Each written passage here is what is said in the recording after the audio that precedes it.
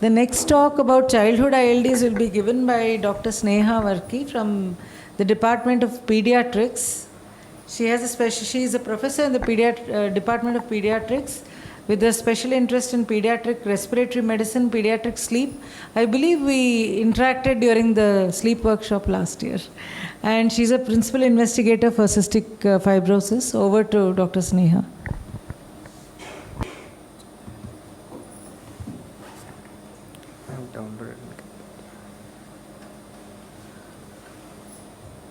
We have checked. This audience is passive, Dr. Sneha. We have to wait for them.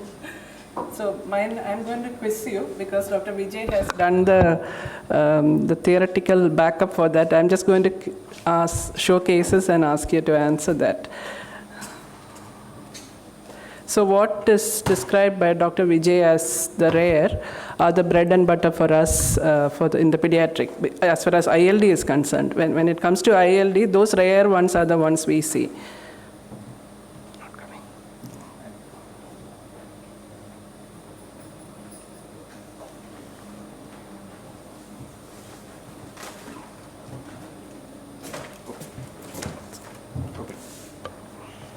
Okay. Thank you. So this is going to be a case-based discussion. I will touch upon the classification in pediatric ILD because it's slightly different from adult. And we'll discuss the approach to recognition and evaluation through cases. We'll discuss very briefly about some treatment options and about how collaboration should be between the two groups. So ILDs are rare among children. It is supposedly 10 times rarer than in adults. So part of it may be because it is not being recognized in pediatrics, though it exists in pediatrics. And the definition remains the same with respiratory symptoms, respiratory insufficiency, evidence of hypoxemia, and diffuse parenchymal change. So the first case is a 4.5-year-old girl from Tamil Nadu. She had a dry cough over 3 months. So she came last year near that COVID time for 3 months of cough and progressive breathlessness with exertion. She had no wheeze, hemoptysis, or any other relevant past or family history. Her weight loss was recorded about 1 kilo during this time. And she was treated initially at the local hospital with antibiotics, bronchodilators, and even a short course of ATT. And then towards the end of this time, her distress worsened, and they had given some IV steroids. So the first X-ray you see is when she's midway of her illness, and the next one is quite immediately after the steroid was given to her. So to them, this raised a suspicion whether there was any exposures, and that was a hypersensitivity pneumonitis. So on detailed history taking, they had shifted house, and there was some exposure to cotton fibers because they had some kind of a tailoring unit. There was some construction with a lot of construction material heaped up in front of the house. And also they had some birds in the previous year. 12 of them died one by one over a period of some 6 months. So we don't know what was going on, but that was the history. And her CT was classical. When we discussed with our radiologists here, they explained it's bilateral symmetrical lung involvement, more in the upper lobe, and it is consistent with a diagnosis of hypersensitivity pneumonitis. So when she arrived here, referred here, she was tachycardic in respiratory distress with a low saturation. She did not have clubbing by that time, and she had grown well prior to this illness. There were crepitations.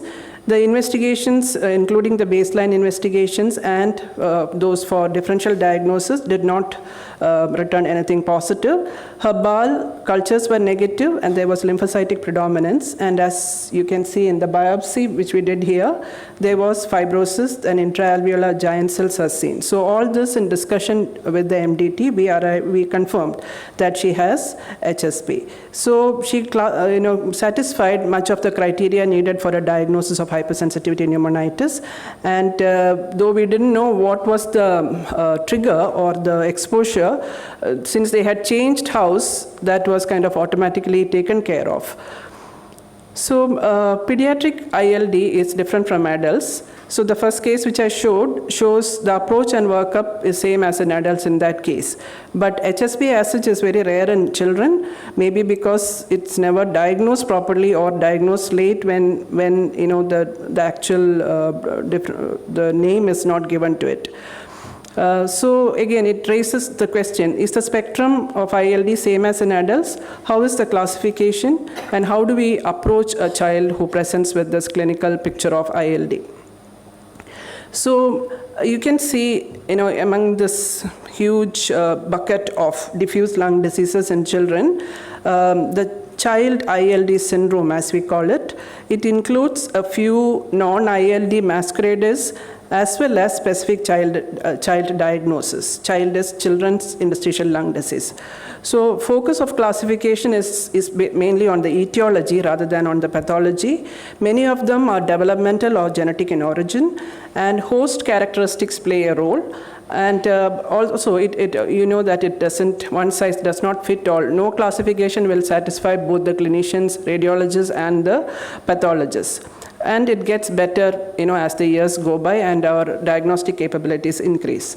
So this is an American Thoracic Society document showing the classification. So it is, there are two groups, those which present or are more prevalent in infancy and those which are not specific to infancy. So those who are specific to infancy, they are, you can assume it's going to be a developmental or a genetic origin. And some of this may be very severe and the child may not go past infancy. It's high mortality is associated with that. So some of that, if you go through the list, you can read up on this. They are diffuse developmental disorders where there is a problem in the development of the alveoli or how the capillary network is arranged within the alveoli.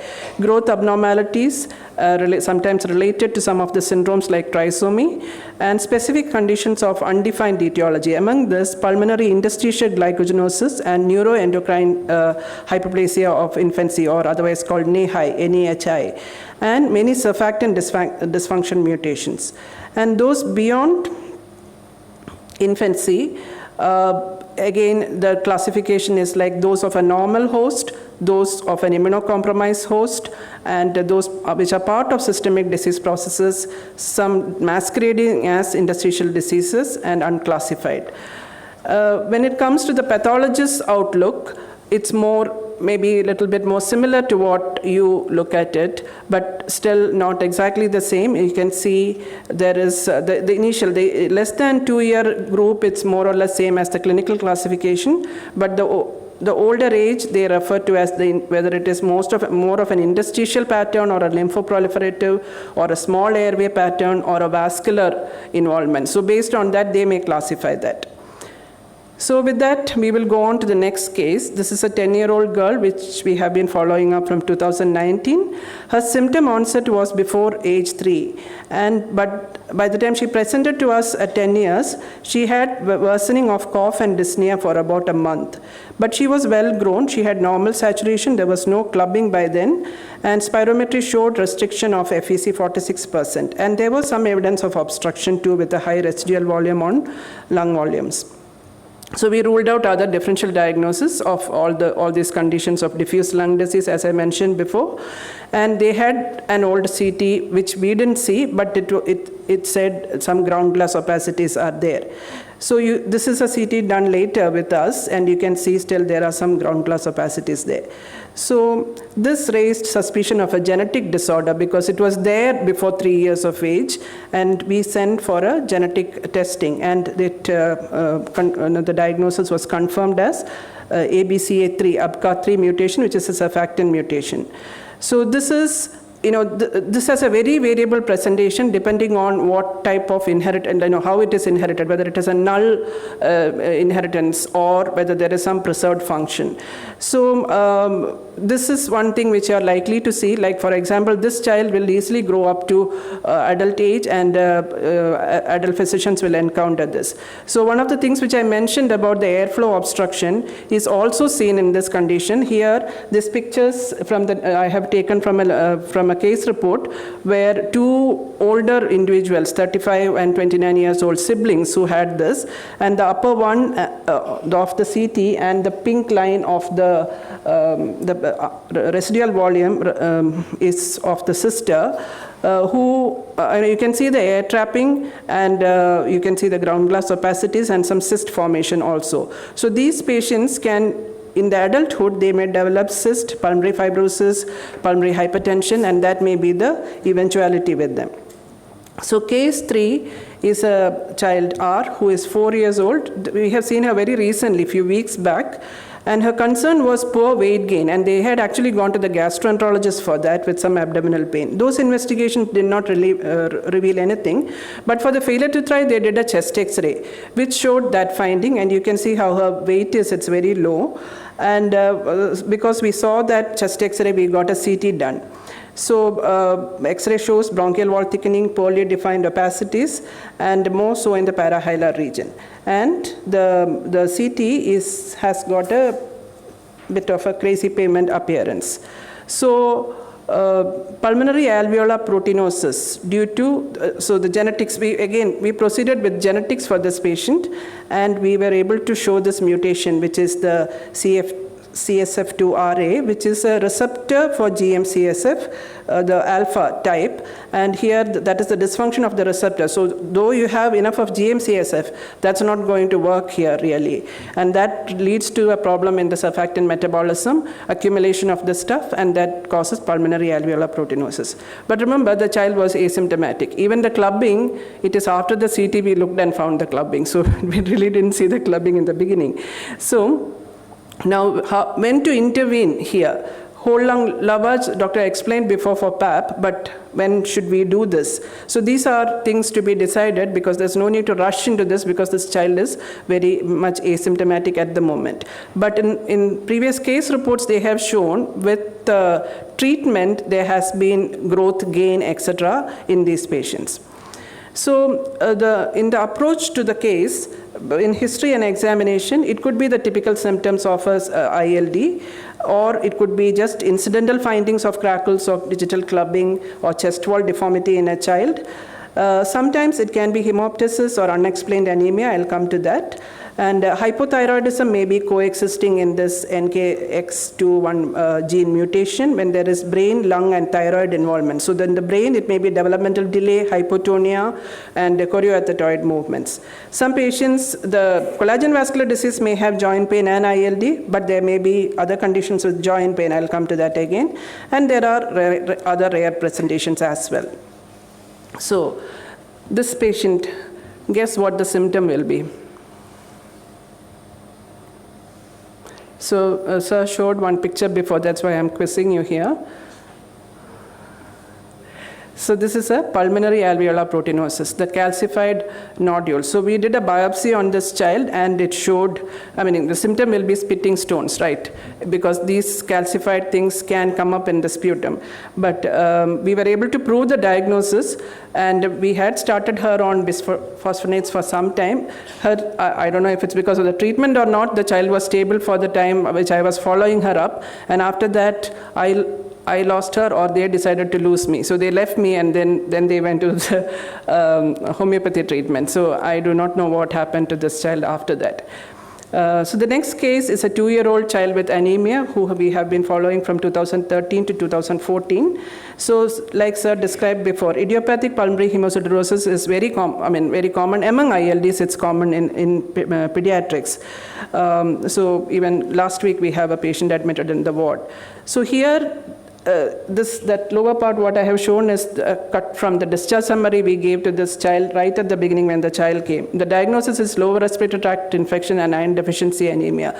We went on with that diagnosis for months before we realized it was a pulmonary hemorrhage. This happens a lot because, upfront they will not have hemoptysis because they don't really cough out the blood, they swallow the blood. So, and then this changes which you see on the lung sometimes is misinterpreted as pulmonary edema because when it's large bleed, it can have a typical battering kind of an appearance. So these cases are usually diagnosed after many, many episodes of hemorrhage which is happening within, or a long period of anemia. This also has variable course. In our experience, it's not as bad as dying after 10 to 15 years. We have children going on, they will have many episodes of recurrence, but after that they seem to stabilize. So again, with the pulmonary hemorrhage, this girl with 12-year-old was managed in Kerala in the initial part, and they had started on immunomodulatory agents, and they were not able to control. So that is why they sent to us. So here, she also had ANCA positivity, and hence we went ahead with a biopsy to look for capillaritis, which was not there. And, but here she had additional features of joint pain at some time in her life. And also the CT showed a lot of cysts in the CT, the CT which they brought as well as our CT. So this raised a suspicion to us whether it is a COPA syndrome, COPA, which is a coatimal subunit alpha gene, that's a COPA gene. The rheumatologists are very familiar with this because this is a joint related problem and the renal. But at least in pediatrics, we were really unaware of this problem till that point when I incidentally came to know about this, and then the next case I was able to diagnose.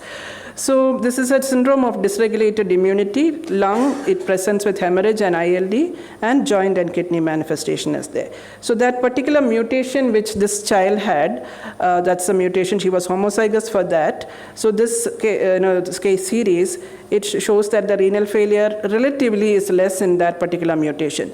So maybe she is doing very well right now. She is absolutely well at this point of time, but we need to follow her up, and this is one of the children which will be transferred to the adult side because she is already more than 12 years, 13 or 14 years now. Another group of disorders we see a lot now of the small airways is post-infectious bronchiolitis. There has been epidemics of adenovirus infection, especially post-COVID in Bengal and other regions, even Tamil Nadu. So they are well till a particular point, and they get a very bad infection, viral infection. They remain in ICU. Many times they are able to show it is adenovirus, but it could be influenza or any other viruses. And this previously well infant becomes a respiratory cripple after that. Severe obstructive airway disease, it just does not go away with any of the treatment. So these children will develop bronchiectasis or localized collapse, fibrosis, etc. And this is it's a very big problem to us right now. And these again will be transferred to adult side as bronchiectasis and post-infectious sequelae. So early recognition, if you recognize this within 6 weeks of the onset of the problem, which is very difficult, the anti-inflammatory institution of anti-inflammatory treatment may help. So this kind of outlines what we should do about, at the stage of the general pediatrician, how they should suspect with the help of a chest radiography and some simple laboratory and urine tests. They may be able to kind of say what type of illness it is and raise the ILD suspicion and refer to a specialist where more radiological HRCT and bronchoscopy, BAL or biopsy or genetic tests can be done. Here there is a big role for genetic tests because many of them are inherited in the pediatric group. So is biopsy always necessary in childhood ILD, children's ILD? This needs to be considered carefully, the need for a biopsy. The risk of complications exists. Some of them have specific radiological pattern like NEHI, where there is a GGO and air trapping of the middle lobe very clearly, or the temporal profile, how it develops in a PIBO. And genetic tests may help in many occasions. The site of biopsy, the preferred method is transthoracic rather than a transbronchial, except in a few situations and from multiple sites. Treatment modalities are similar to what adults use. A lot of scope for supportive therapy also in children. And we also need to, because they are young and there is a lot of future remaining, we need a lot of more discussion and about the prognosis and genetic counseling. So in summary, infant and childhood onset ILD may progress on to adulthood, and some may manifest only in adulthood. Transition of care is very important, and transplant-related issues, whether it is lung transplant or in some of these cases, BMT may help. And so hence the collaboration with the adult pulmonologist is absolutely necessary. So since my time is up, I will skip the details on this case. Thank you. Thank you, Dr. Sneha. So, are there any questions?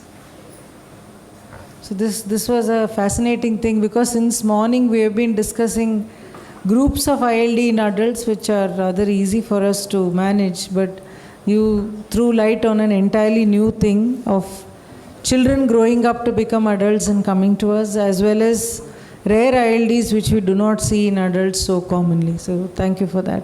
Are there any questions? Yes. Yeah. Yes. Yeah. Any questions? Okay. Thank you. Thank you.